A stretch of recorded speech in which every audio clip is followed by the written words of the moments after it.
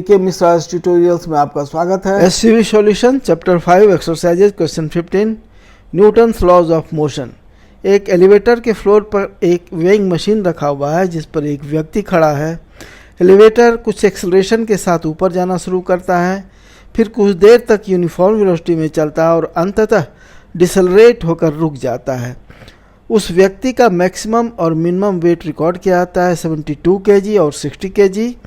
यह मानते हुए कि एक्सेलरेशन और डिसेलरेशन का मैग्नीट्यूड सेम है, पता कीजिए ए उस व्यक्ति का ट्रू वेट कितना है, बी एक्सेलरेशन का मैग्नीट्यूड कितना है, जी का वैल्यू लीजिए 9.9 मीटर पर सेकंड स्क्वायर।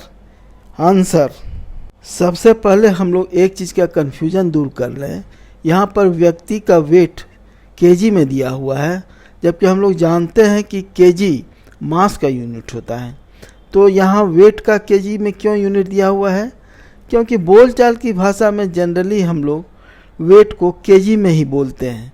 तो इसका अर्थ यह होता है कि जितना केजी वेट बताया जाता है उतना केजी फोर्स, यानी उतना मास पर अर्थ द्वारा लगाया गया फोर्स। इसलिए जब व्यक्ति का वेट 72 kg है तो इसका अर्थ हुआ कि उस व्यक्ति का वेट 72 kg फोर्स है, यानी 72 into g acceleration due to gravity. आइए अब हम लोग इस प्रॉब्लम को सॉल्व करें। मान लेते हैं कि व्यक्ति का ट्रू वेट m kg है और एलिवेटर का एक्सेलरेशन a मीटर पर सेकंड स्क्वायर है। जब एलिवेटर ऊपर जाना शुरू करता है a एक्सेलरेशन के साथ, तो हमें उस पर एक स्यूडो फोर्स लगाना पड़ता है जो कि एक्सेलरेशन के अपोजिट डायरेक्शन में होता है, यानी डाउनवर्ड डायरेक्शन में। इसके कारण उस व्यक्ति के अपरेंट वेट में बढ़ोतरी हो जाती है। इस केस में अपरेंट वेट होगा true weight plus pseudo force, यानी equal to m g plus m a, यानी m under bracket g plus a. इस छोटे से डायग्राम में भी इसे दिखाया गया है। यह उस व्यक्ति का मैक्सिमम वेट रिकॉर्डेड होगा, क्योंकि जब एलिवेटर डिसेलरेट करेगा तो इसका अर्थ होगा कि उस समय उसका एक्सेलरेशन डाउनवर्ड्स होगा और स्यूडो फोर्स अपर डायरेक्शन में लगेगा, जो कि उसके अपरेंट वेट को घटा देगा, यानी उसके ट्रू वेट से भी कम हो जाएगा।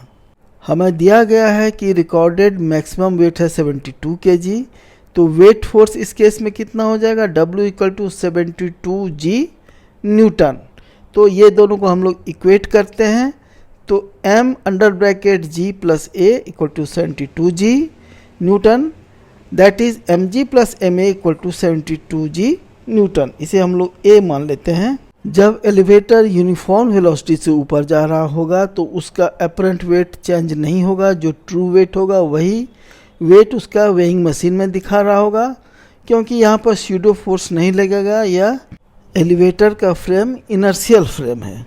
अब जब एलिवेटर डिसेलरेट कर रहा है तो इसका अर्थ यह हुआ कि उसका एक्सेलरेशन डाउनवर्ड डायरेक्शन में है, तो स्यूडो फोर्स उस व्यक्ति पर अपर डायरेक्शन में लगेगा, अपवर्ड डायरेक्शन में लगेगा। तो P equal to m a upwards होगा, जैसा कि इस डायग्राम में दिखाया गया है।